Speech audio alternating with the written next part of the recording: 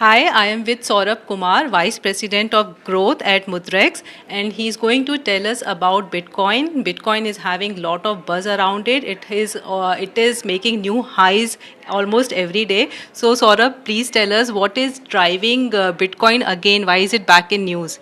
Right. We've had a very bear market for last year and a half, but somewhere early this year, the ETFs in US kind of got approved.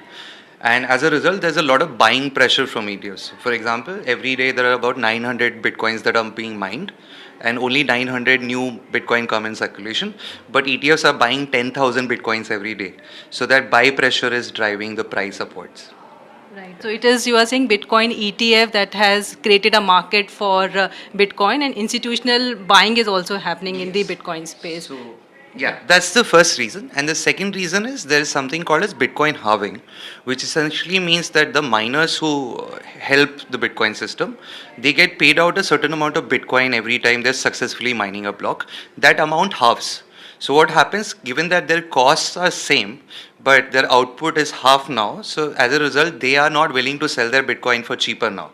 So that also drives prices up. So somewhere around April 20th, where every 4 year a Bitcoin halving happens, this year roughly around April 20th is the next halving. So these are the two primary factors driving the price up. Okay, so April 20th is the day we should watch out for. Yes. Given the past experiences, Bitcoin has like risen after the halving. But tell me, we have seen in the past many scams around Bitcoin, and we have seen how Bitcoin tanked in the last 2 years when the Right. regulatory pressures were there, when Bitcoin was taxed in India. So we saw from the highs of $68,000, it tanked to less than $30,000. So again bitcoin is rising. What are some of the things one should keep in mind, risk associated with the bitcoin and cryptocurrencies one should keep in mind? Right. So, given that it's a volatile asset class and it's an asset class which is still maturing, so do not invest the money that you cannot afford to lose. Right. A At best, sort of associate 2 to 5% of your portfolio to a Bitcoin investment, unless you are like someone like me who works in crypto. So even 80% of my portfolio could be in Bitcoin. But if you do not understand the subject matter a lot, I would say that you first have like a very limited exposure to Bitcoin, which is 2 to 5% of portfolio. I would say that you only deal with exchanges that are registered in India when it comes to as an Indian investor, because in if you invest at a global exchange, there's no respite if anything goes wrong. So you cannot go to the government or anybody to complain trying to get your money back. But if you deal with FIU listed exchanges such as Mudrex and other ones, you're probably on a safer side. From a risk perspective, another thing to keep in mind is that you must do your own research before making an investment, right?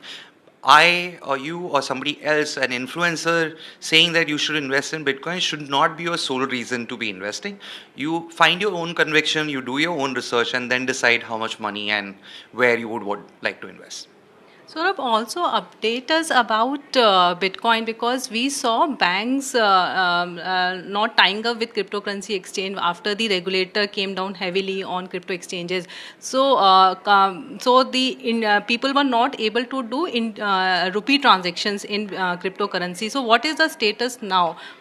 So, funny enough that you say that. So, one of the things that we do at Mudrex, it's called Saver.money.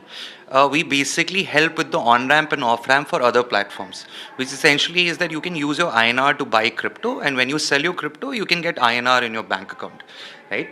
That regulatory sort of status is now much more friendlier in terms of like your ability to deal with banks and regional managers of banks and people such for you to get a bank account as a cryptocurrency company, but still a long way to go. So it's not as smooth as one would hope it to be. So, do we have big players, big banking players tying up with the cryptocurrency exchanges again? So yes and no. Yes, in the sense that you, of course, have larger banks that are trying to do, but anybody like an SBI or HDFC, I would still think they are being cautious about this, and they perhaps are waiting for more regulatory clarity from an RBI or an FIU to sort of start actively participating in this ecosystem.